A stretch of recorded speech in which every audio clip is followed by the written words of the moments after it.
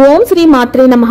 అందరికీ నమస్కారం. 2025 సంవత్సరంలో శివ ముక్కోటి లేదా ఆరుద్రోత్సవం ఏ రోజున వచ్చింది, పూజా సమయాలు, ఈ రోజున పాటించవలసిన విధి విధానాలు, పూజా విధి అన్ని విషయాలు కూడా ఈ వీడియో ద్వారా తెలుసుకుందాం. మొదటిసారి ఛానల్ ని చూసేవాళ్ళు మా ఛానల్ ని సబ్స్క్రైబ్ చేసి పక్కనే ఉన్న బెల్ ఐకాన్ ని ప్రెస్ చేయండి. దీనివల్ల మీకు రానున్న ఆధ్యాత్మిక వీడియోస్ అన్ని కూడా నోటిఫికేషన్ ద్వారా మీకు అందుతాయి. మా వీడియోస్ మీకు నచ్చినట్లయితే లైక్ చేయండి, షేర్ చేయండి. పురాణాల ప్రకారం మనకి ముక్కోటి ఏకాదశి రోజున ఆ ముక్కోటి దేవతల యొక్క సంపూర్ణ అనుగ్రహం ఎలా అయితే కలుగుతుందో, ఈ శివ ముక్కోటి రోజున కూడా శివునికి అభిషేకం చేసిన ఒక్క స్తోత్రాన్నైనా మనం భక్తి శ్రద్ధలతో చదివిన, శివ పురాణంలో ఏదైనా అధ్యాయం పారాయణం చేసినా, శివ దర్శనం చేసుకున్నా, ఇలా ఏది చేసినా మనకి ముక్కోటి ఏకాదశి అంత సమానమైన ఫలితం తప్పనిసరిగా కలుగుతుందట. సూర్యోదయానికి పూర్వమే నిద్రలేచి తలారా స్నానం చేసి శుభ్రమైన వస్త్రాలను ధరించి శివాలయానికి వెళ్లి శివ దర్శనం చేసుకోవాలి. అక్కడ శివునికి అభిషేకం, అర్చన జరుగుతుంటే మీరు కూడా పాల్గొని అక్కడ శివాభిషేకాన్ని వీక్షించండి. మీరు ఈ మాత్రం చేస్తే చాలు, కోటి రెట్ల ఫలితం మీ ఖాతాలో ఉంటుంది. ఒకవేళ ఆలయ దర్శనం చేసుకోలేని స్థితిలో ఉంటే సూర్యోదయానికి పూర్వమే మీరు ఇంట్లో మీ దేవుని మందిరంలో శివుని పటం ముందు గాని, లేదు అంటే మీ దగ్గర విగ్రహం ఉంటే విగ్రహానికి అర్చన చేసుకోండి. శివునికి సంబంధించిన ఏదైనా సరే స్తోత్రాన్ని భక్తి శ్రద్ధలతో మీ యథాశక్తి కొలది మీరు ఎన్నిసార్లు చదవగలిగితే అన్నిసార్లు మీరు చదువుకోండి. ఏ స్తోత్రము రాదా మీకు కేవలం నమః శివాయ లేదా శివాయ నమః అనే పంచాక్షరి మంత్రాన్ని భక్తితో రోజంతా కూడా పఠిస్తూనే ఉండండి. ఇప్పుడు నేను చెబుతున్న విషయాలు అతి భక్తి శ్రద్ధలతో వినండి. మీ ఇంట్లో తెల్ల బియ్యం ఉంటుంది కదా, దాన్ని కుక్కర్లో పెట్టుకోకండి, వార్చండి. అంటే నీళ్లు పోసి తుకతుక ఉడుకుతున్నప్పుడు బియ్యాన్ని ఆ నీళ్లలో వేసి ఉడికిన తరువాత నీటిని వార్చేసి ఆ అన్నాన్ని తీసుకోండి. ఆ తరువాత ఆ అన్నాన్ని తీసుకొని మీరు శివునికి అభిషేకం చెయ్యండి. ఎంతో ఎంతో ఎంతో విశేషమైన ఫలితం మీకు లభిస్తుంది. ఇది చెయ్యటం కుదరలేకపోతే మీ దగ్గర ఉన్న గంధపు సాన తీసుకొని గంధపు చెక్కతోటి స్వయంగా మీరు ఆ శివనామ స్మరణ చేస్తూ ఓం నమః శివాయ అంటూ గంధాన్ని సాదండి. దాన్ని తీసి సాదిన గంధాన్ని మంచి నీటితో కలిపి లేదా గంగాజలంతో కలిపి ఆ శివునికి అభిషేకం చెయ్యండి. ఇలా రేపు మీరు ఏది చేసినా సరే మీకు ఇంత ఫలమని, అంత ఫలితమని నేను చెప్పలేను. అంత మంచి విశేషమైన రోజు కాబట్టి మీరు తప్పనిసరిగా ఏదో ఒక అర్చన, అభిషేకము, స్తోత్రము ఏదో ఒకటి తప్పనిసరిగా చదవండి. మాకు కుదరదు, మాకు ఉద్యోగరీత్యా, వ్యాపార రీత్యా మేము చాలా బిజీగా ఉన్నాము అనుకుంటే కేవలం మీరు ఎక్కడ ఉన్నా సరే మనసులో ఓం నమః శివాయ అనే పంచాక్షరి మంత్రం మాత్రం నిరంతరంగా చదువుతూనే ఉండండి. ఇక అత్యంత విశేషమైన విషయం చెప్తున్నాను వినండి. రాత్రి అయిన తరువాత తప్పనిసరిగా ఆకాశంలో మీకు చంద్రుడితో కూడి ఉన్న ఆరుద్ర నక్షత్రం దర్శనమిస్తుంది.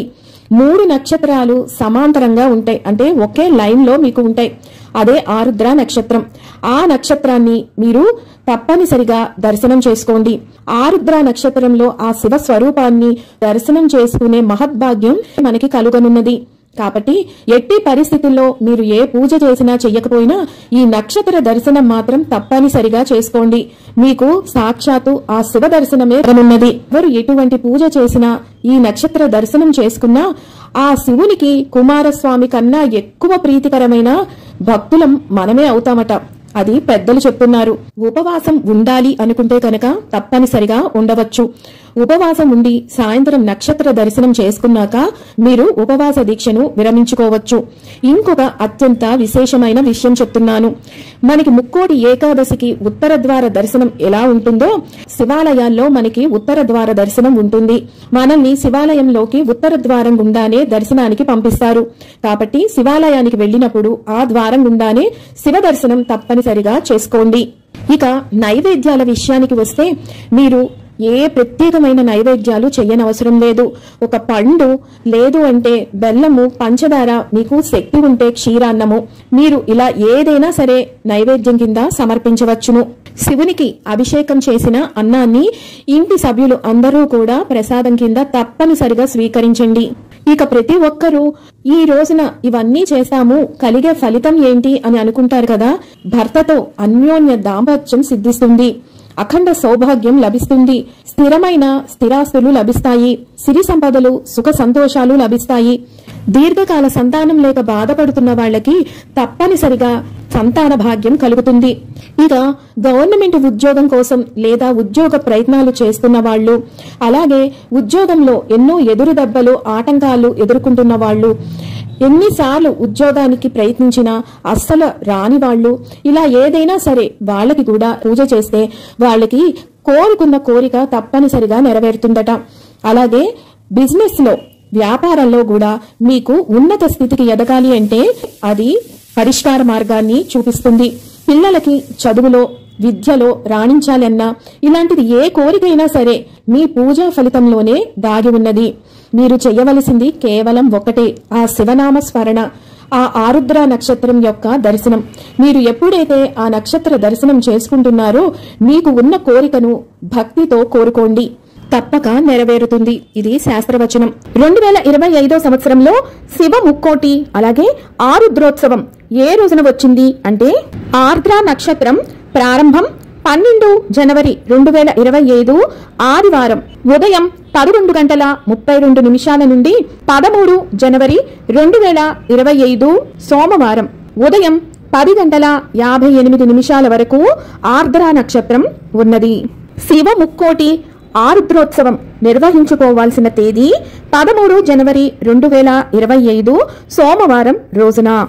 ఆరుద్ర నక్షత్ర దర్శనం చేసుకోవాల్సిన తేదీ 12 జనవరి 2025 ఆదివారం రాత్రి సమయాన ఆర్ద్ర నక్షత్ర దర్శనాన్ని చేసుకోండి. విన్నారు కదా, 2025 సంవత్సరంలో ఆరుద్రోత్సవం అలాగే శివ ముక్కోటి ఏ రోజున వచ్చింది అన్న పూర్తి విషయాలను మరొక వీడియోతో మళ్ళీ మిమ్మల్ని అందరినీ కలుసుకుంటాను. సెలవు మరి. సర్వం ఈశ్వరార్పణమస్తు. స్వస్తి.